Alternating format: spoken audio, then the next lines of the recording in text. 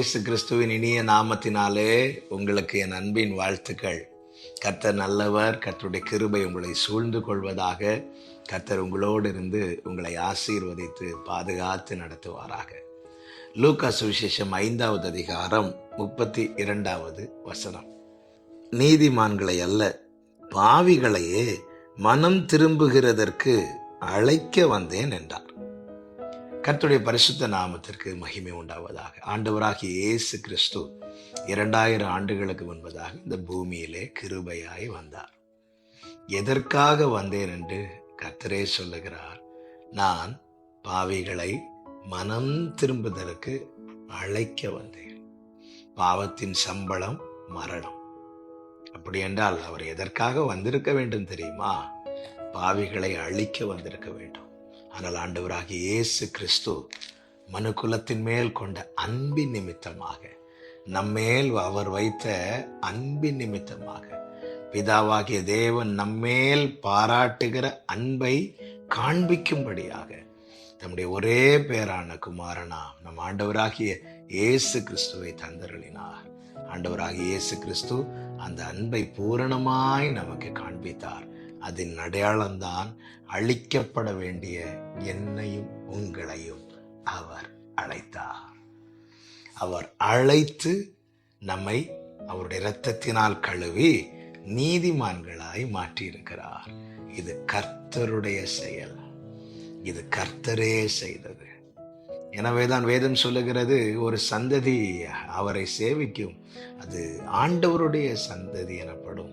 அவர்கள் அவருடைய நீதியை குறித்து சொல்வார்கள். நான் யாரு தெரியுமா, நான் எப்படிப்பட்டவன் தெரியுமா, நான் எப்படி இப்படி வந்தேன் தெரியுமா என்று தன்னை குறித்து அல்ல, அவரால் நான் அழைக்கப்பட்டேன்.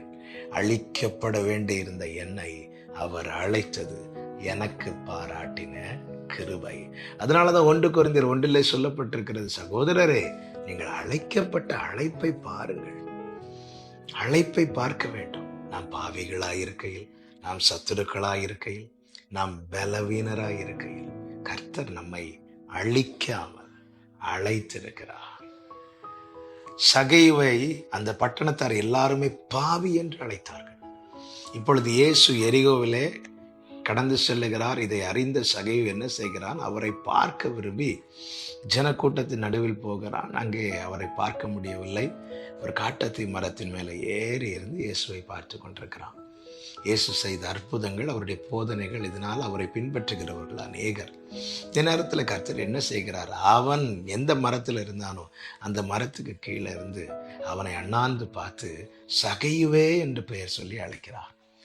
ஜனங்கள் எல்லாரும் அவனை பாவி என்றிருப்பார்கள். அநேகர் அவனுடைய சைஸை வச்சு குள்ளன் என்று சொல்லியிருப்பார்கள்.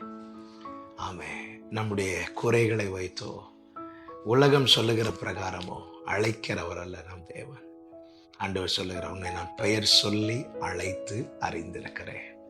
சகைவே என்று சொல்லி கூப்பிடுகிறான். நீ சீக்கிரமா இறங்கி வா, நான் உன் வீட்டில் வந்து தங்க வேண்டும். இது மற்றவர்களுக்கு